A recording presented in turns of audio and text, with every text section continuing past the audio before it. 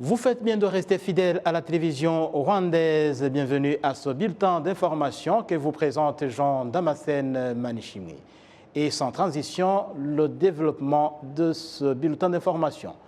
À moins de 48 heures du recensement général de la population et de l'habitat au Rwanda, l'Institut national des statistiques indique que l'opération de numéroter les ménages qui feront objet de recensement se termine ce dimanche dans le pays et pour le moment, les agents recenseurs procèdent au dénombrement pour s'assurer qu'aucun ménage n'a été laissé de côté ou oublié. Cette opération se situe actuellement à 107% car il y a eu de nouveaux ménages qui ont été enregistrés. L'Institut national des statistiques exhortait par ailleurs la population à retenir les informations de base de leur ménage lors de la nuit de référence, qui est du 15 au 16 août courant. Ces informations concernent notamment l'identification des personnes qui auront passé la nuit dans un ménage, ceux qui seraient absents alors qu'ils y habitaient normalement, ainsi que d'éventuels visiteurs. Pour retenir toutes les informations de base, la population est invitée à consigner par écrit ces informations de la nuit de référence afin d'éviter tout oubli au passage des agents recenseurs. Ce 5e recensement général de la population et de l'habitat au Rwanda est prévu du 16 au 30 août courant. Alors que les chrétiens catholiques du monde entier s'apprêtent à célébrer la fête de l'Assomption, ceux qui font des pèlerinages à Kibeho, c'est au sud du Rwanda, ce lieu réputé pour les apparitions de la Vierge Marie, se réjouissent de la construction d'une route macadamisée qui facilite pour le moment leur déplacement. Il souhaite tout de même que davantage d'infrastructures soient mises en place, notamment des logements. Nancy Umuringawase nous fait le point. Ceux qui visitent Kibeho viennent prier dans cet endroit qui a été officiellement reconnu par l'Église catholique comme le lieu des apparitions de la Vierge Marie. Pendant les festivités et au quotidien, Kibeho accueille des invités du Rwanda et du monde entier. Aujourd'hui, les habitants de Kibeho sont reconnaissants de la construction de la route goudronnée qui facilite les déplacements. Augmenter davantage d'infrastructures à Kibeho nécessite la mobilisation de tous les organes, tant le secteur privé que le gouvernement. Le père François Alelimana, responsable du sanctuaire Notre-Dame de Kibeho, indique que l'Église catholique ne se préoccupe pas seulement du spirituel, mais investit également dans d'autres projets qui devraient être mis en œuvre dans les 20 prochaines années.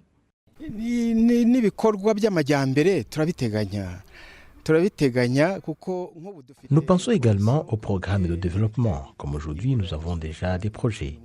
Nous nous sommes assis et avons examiné ce qui était nécessaire, par exemple cette route-là. Et il facilite le développement. Mais il y a des programmes que nous proposons qui seront terminés d'ici 20 ans et nous savons que nous serons passés d'un point vers un autre. Dans le cadre du développement de Kibeho, qui en est une destination touristique populaire au Rwanda, le vice-maire du district de Nyaruguru chargé du développement économique affirme que Kibeho dispose déjà d'infrastructures importantes et qu'en tant que communauté, ils ont entamé des discussions avec le secteur privé pour exposer davantage les opportunités disponibles.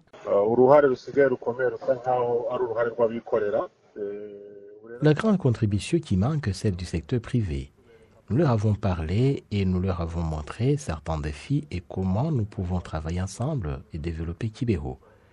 Comment collaborer et construire des infrastructures nécessaires pour l'accueil des visiteurs, comme ceux qui viennent lors des grandes festivités. Les premières apparitions de la Vierge Marie à Kibeho ont eu lieu en 1981 et se sont poursuivies jusqu'en 1989. Nancy Umuringawase, télévision rwandaise. Les experts dans le domaine de la culture s'indignent contre l'attitude de certains jeunes qui s'adonnent à l'ivrognerie et adoptent des comportements contraires à la dignité rwandaise. Cela intervient alors que depuis quelques jours, de plus en plus de voix s'élèvent contre la présence accrue des jeunes dans des bistrots dans diverses parties du pays, mais en particulier dans la ville de Kigali. Ce sujet a même fait la une des réseaux sociaux ces derniers temps. Certains condamnent l'attitude de certaines jeunes filles qui se présentent en lieu public à moitié vêtues. Pour Straton Sanzabaganois, expert dans la culture rwandaise, des situations pareilles ne sont pas la particularité du Rwanda. Il indique que tout de même, si à tout temps il peut y avoir des conflits de génération, la culture du pays doit être sauvegardés. L'agriculture est généralement composée de trois éléments, de trois facteurs. Le facteur traditionnel, le facteur moderne qui est composé de deux choses, ce qui est inventé sur place et ce qui est copié de l'extérieur. Alors quand il faut un équilibre entre les trois origines de la culture, quand il y a exagération de la part d'une source de la culture, là il y a un problème. Quand nous adoptons tout ce qui nous vient de l'extérieur et que ce qui vient de l'extérieur dépasse ce que nous créons ou bien ce que nous tirons de nos ancêtres, là il y a un problème. Alors ce qu'il faudrait faire, c'est qu'il faut absolument que les jeunes puissent dire il ne faut pas que les gens nous jugent mal et acceptent de changer s'il faut changer et de prendre ce qu'on peut prendre mais qui ne gêne pas les autres. Et quand on dit qu'on a la liberté de faire tout ce qu'on veut, alors la liberté c'est quoi? C'est de ne pas dépasser les limites pour blesser les autres. Quand tu blesses les autres, ce n'est plus la liberté, c'est la violence. Il ne faut pas faire la violence aux autres. Que ce soit dans le costume, dans l'habillement, que ce soit dans le langage, que ce soit dans les actions comme la marche ou autre. Il ne faut pas blesser les autres. Il faut faire attention aux autres. Chaque fois que vous agissez, vous devez savoir que vous êtes en société, que vous êtes avec les autres et que vous devez considérer leur liberté aussi. Ils ont la liberté de penser et de voir ce qui est bon, de juger ce qui est bon et de dire ça c'est bon, ça c'est mauvais. Alors quand ils disent de toi que ce que tu fais, jeune ou vieux, c'est toujours un problème dans la société. Les agriculteurs dans différentes régions du Rwanda sont confiants de s'aimer leurs semences à temps pour la prochaine saison agricole, car ils ont commencé tôt à préparer les champs. Ils se réjouissent également des subsides du gouvernement du Rwanda sur les intrants agricoles, qui a permis de réduire leur prix.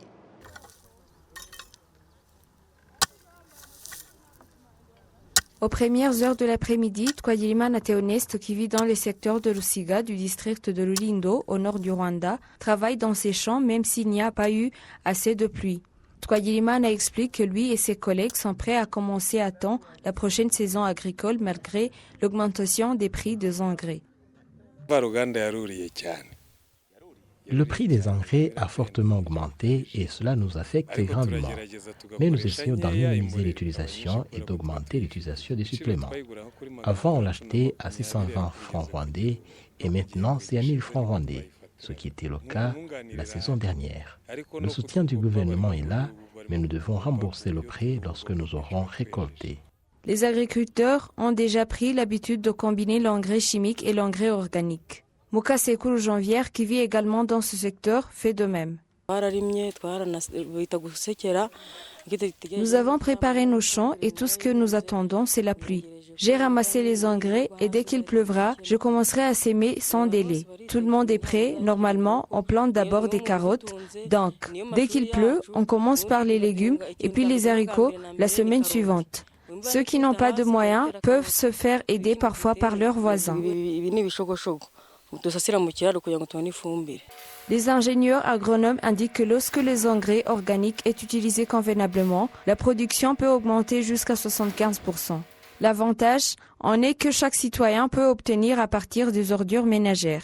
La ministre de l'Agriculture et des Ressources animales affirme que bien que le prix de l'engrais ait atteint 1539 francs rwandais, les agriculteurs ne devraient pas s'inquiéter car ils continueront à l'acheter au prix actuel.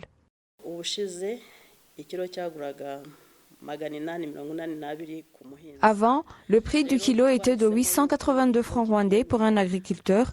Nous avons donc décidé que le prix pour l'agriculteur ne changerait pas, mais le soutien du gouvernement passe de 475 francs rwandais par kilo de NPK à 649 francs rwandais. Il y a eu une augmentation de près de 200 francs rwandais par kilo. C'est dans le but de réduire les obstacles rencontrés par l'agriculteur, car sinon le prix aurait facilement atteint 1000 francs rwandais.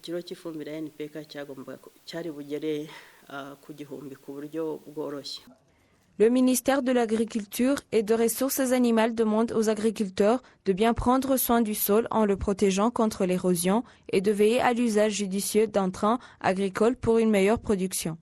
Nancy Umulingawase, télévision rwandaise.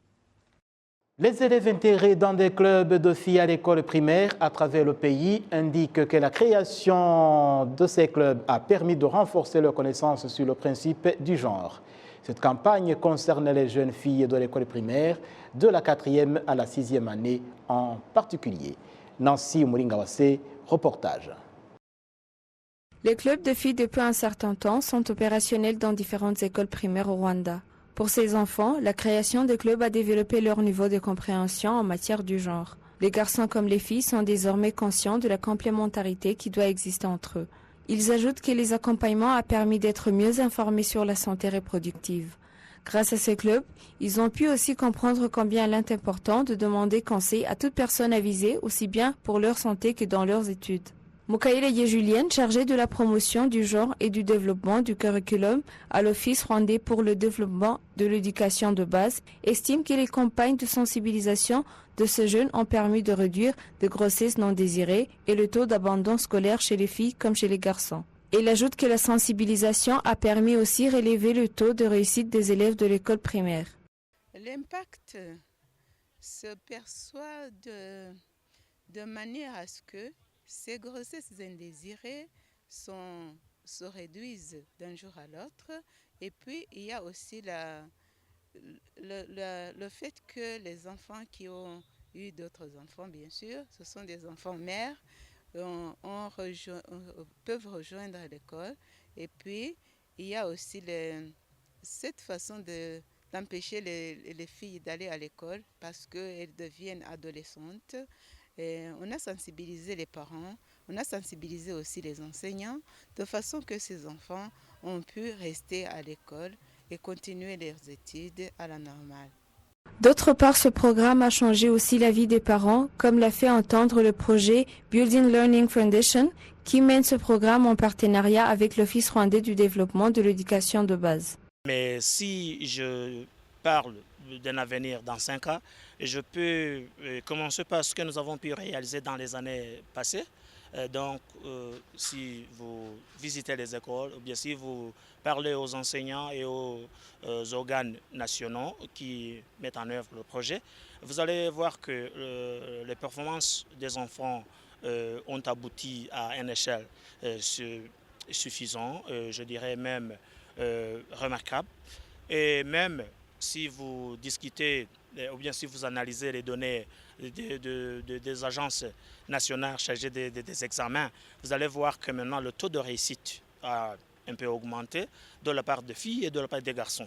Donc dans 5 ans, je dirais que nous rêvons à un autre programme, mais pour le moment BLF se termine bientôt et je ne peux pas projeter en faveur de BLF, je peux projeter en faveur de l'éducation en général. Ce club qui existe depuis 6 mois concerne en priorité les élèves qui manifestent des difficultés particulières de nature à compromettre la réussite de leurs études. Nancy Umulingawase, télévision rwandaise. Et c'est cette page qui met fin à notre présentation de la soirée. Merci de rester fidèle à la télévision rwandaise.